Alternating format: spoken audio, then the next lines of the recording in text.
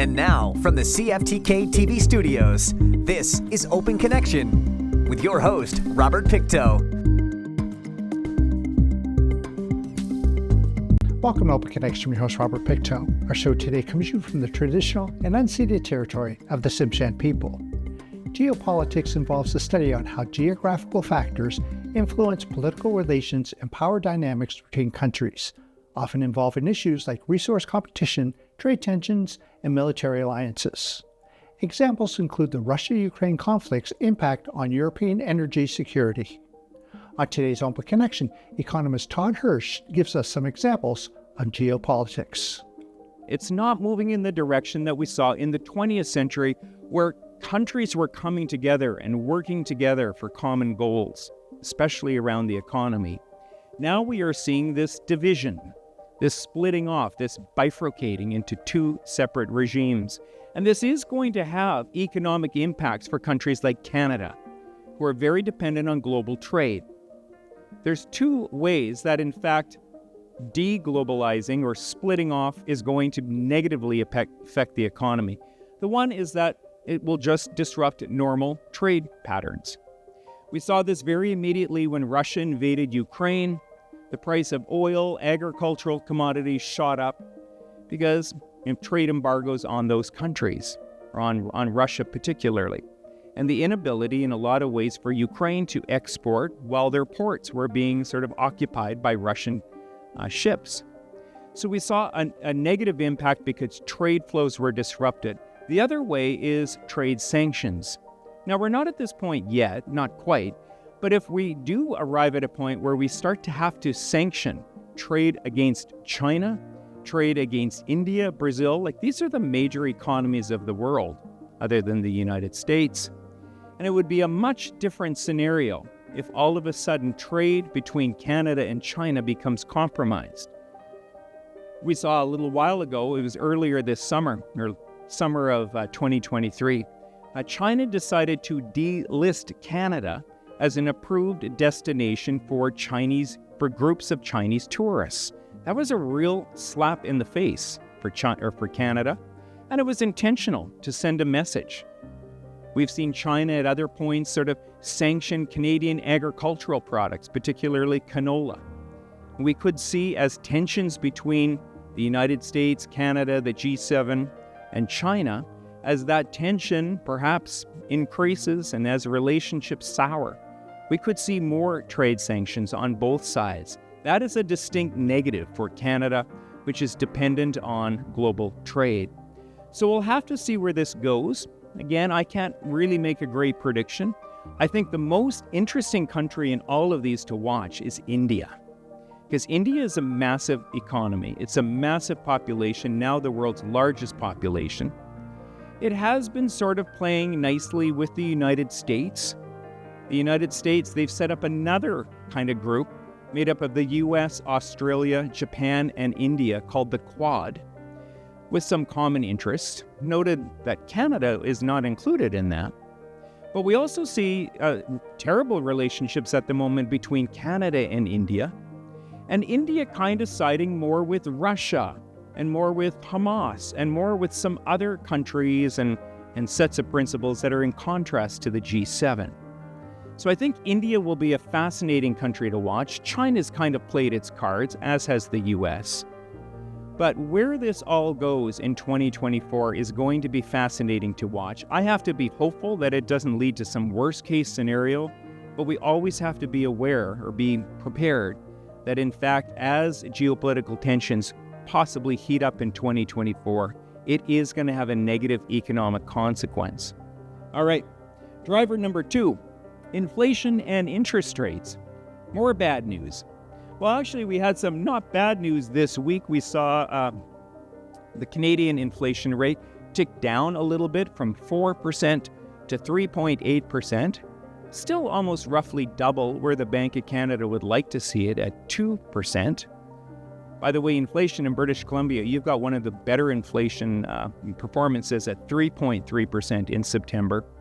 But all of it, it's still too high. This is causing some reaction, of course, by our central bank, the Bank of Canada. And it's important to remember that this is a global problem. It is not unique to Canada in any way.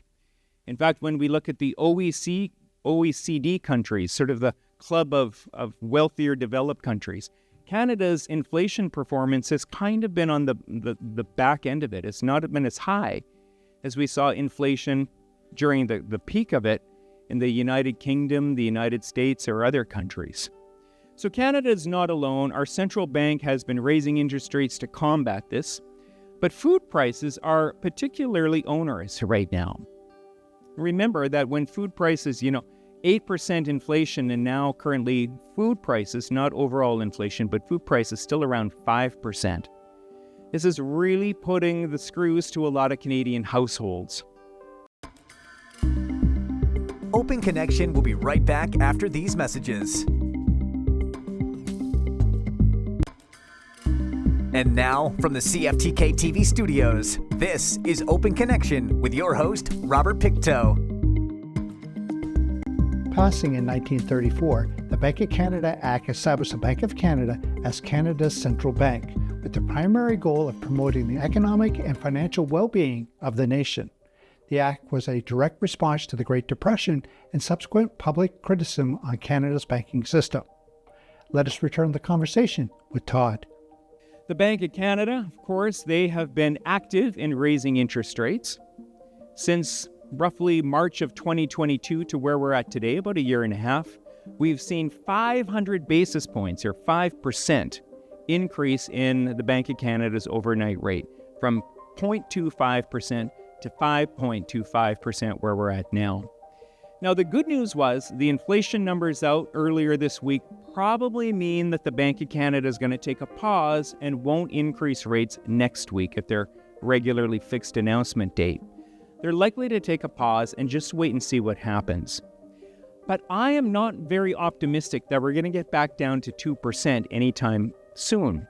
The Bank of Canada raising interest rates, of course, all in an attempt to tamp down consumer spending, to make it more expensive to borrow money, therefore more expensive to spend money. That is having an effect.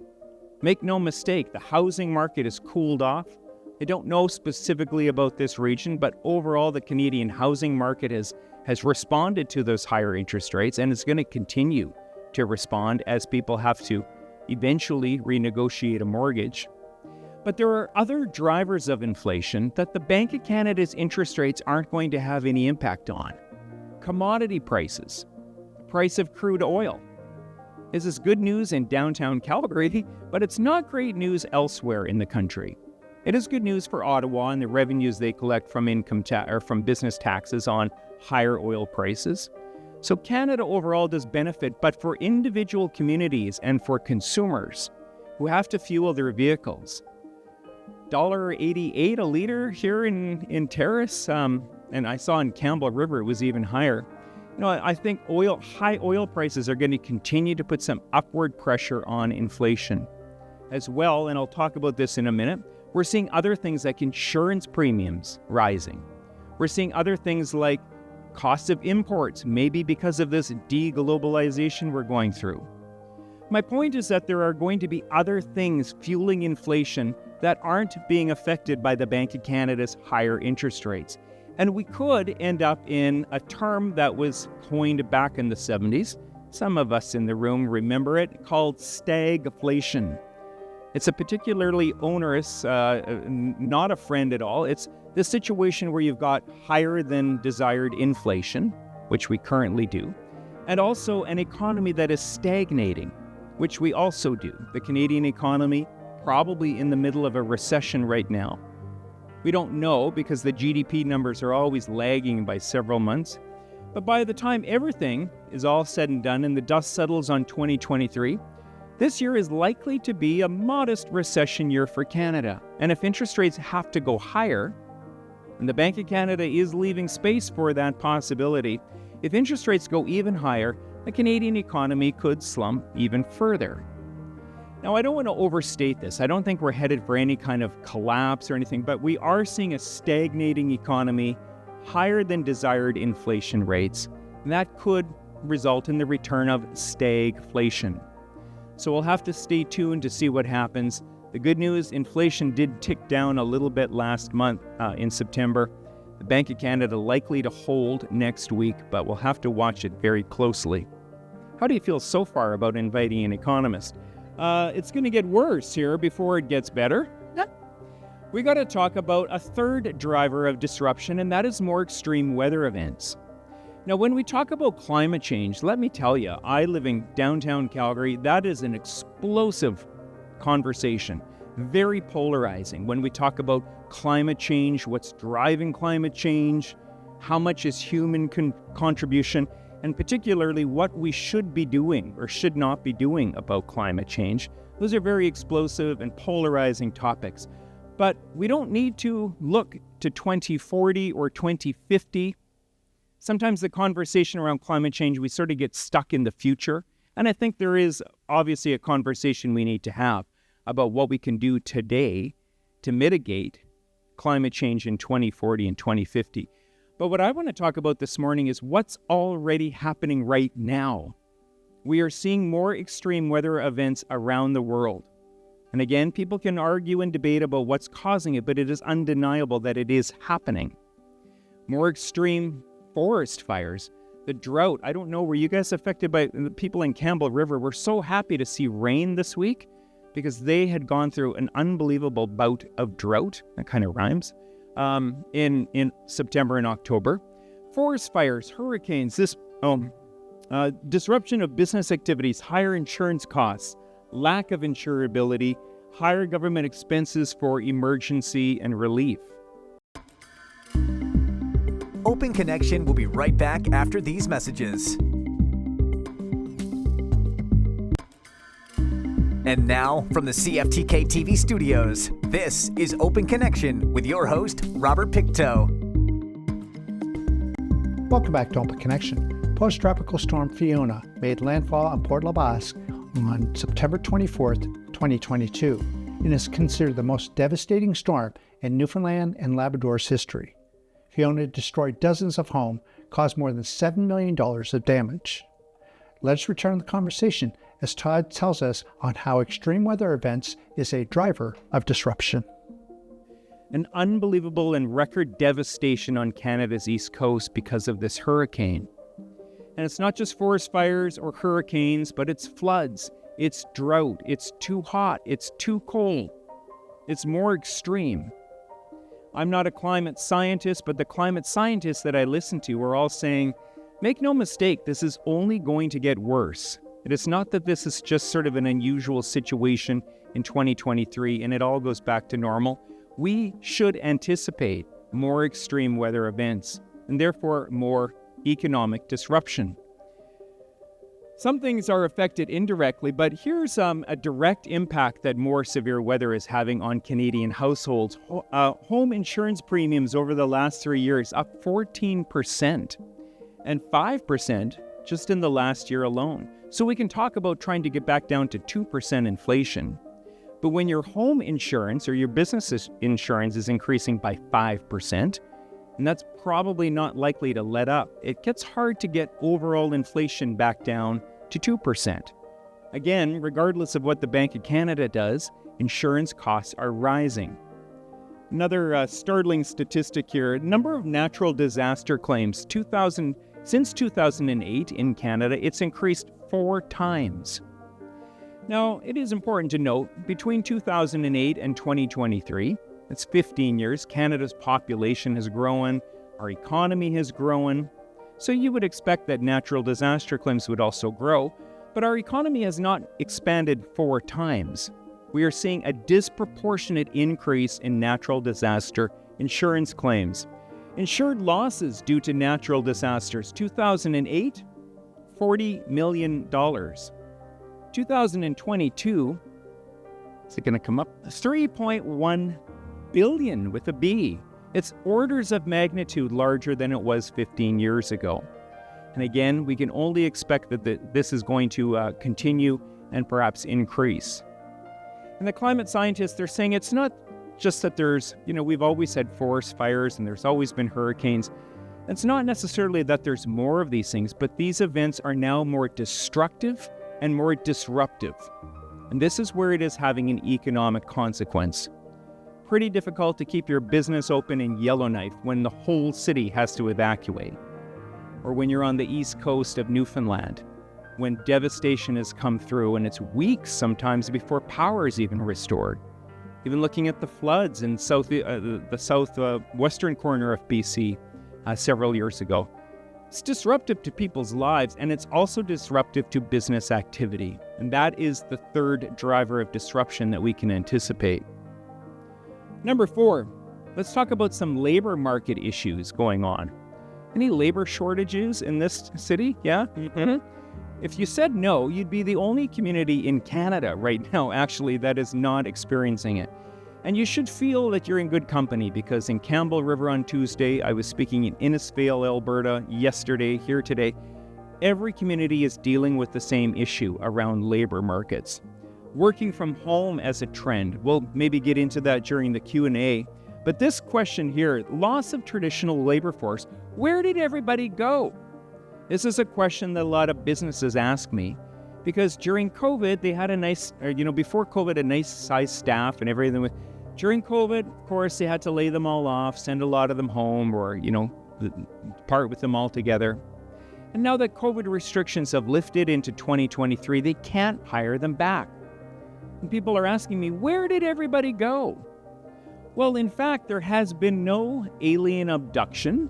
People are still there.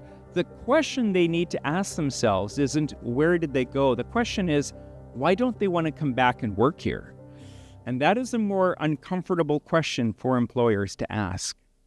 During COVID, a lot of things went on during COVID, but a lot of people had some time to sit and think about what's important in life. And unfortunately, a lot of people came to the conclusion that, that job I had, I actually hated it. I don't want to go back to that job. I don't necessarily know what I want to do next. I'm not lazy, but I want something different. I want to be part of a job environment where perhaps I feel more respected, where perhaps my values count as a person, particularly young people. Open Connection will be right back after these messages. And now, from the CFTK-TV studios, this is Open Connection with your host, Robert Pictou. COVID-19 pandemic disrupted labor markets globally during 2020. The short-term consequences were sudden and often severe. Millions of people were furloughed or lost jobs, and others rapidly adjusted to working from home as offices closed. In this final segment of Open Connection, Todd examines the aspect of post-pandemic economy. When we think about the labor market and how it's so difficult for companies and businesses to find labor, a lot of the time we tend to say, well, young people, they're lazy and entitled. And I don't know. I'm not prepared to say that. I know a lot of lazy 60-year-olds as well. I don't think young people are any lazier than any of the rest of us, but I do think they have a very different mentality about their job, about what work is. And they're demanding, in fact, that they be respected and valued. Sometimes that means more money. Sometimes it means more flexibility in work hours. And I know a lot of employers, because I'm of this mentality, we're from that 20th century mentality, where work starts at 8 a.m. Monday morning. Work was kind of a 4-letter word. Like a whole generation of us grew up kind of hating the idea of work, right? Dolly Parton wrote a whole song about it, working 9 to 5. Everyone hated it. Not her song, they loved the song. But everyone hated this idea, the Monday to Friday, 9 to 5 grind. Well, we've kind of left that behind in the 20th century. In the 21st century, we don't really quite know what the new labor market is going to look like. Again, we're in this liminal space where there's confusion. Things are feeling unsettled. But young people particularly, they aspire to something different in their work and life balance. And I, for one, I'm 57 years old. I'm squarely over here in the 20th century, but I'm kind of jealous sometimes of the mentality of young people.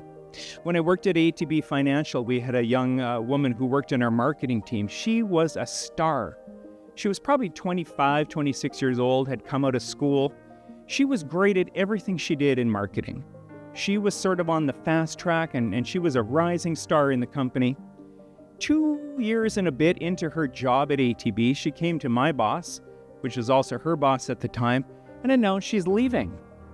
And my boss did a little exit interview with her, and my boss asked her, was there something that, we didn't fulfill here at ATB? Was there a reason you didn't like the job?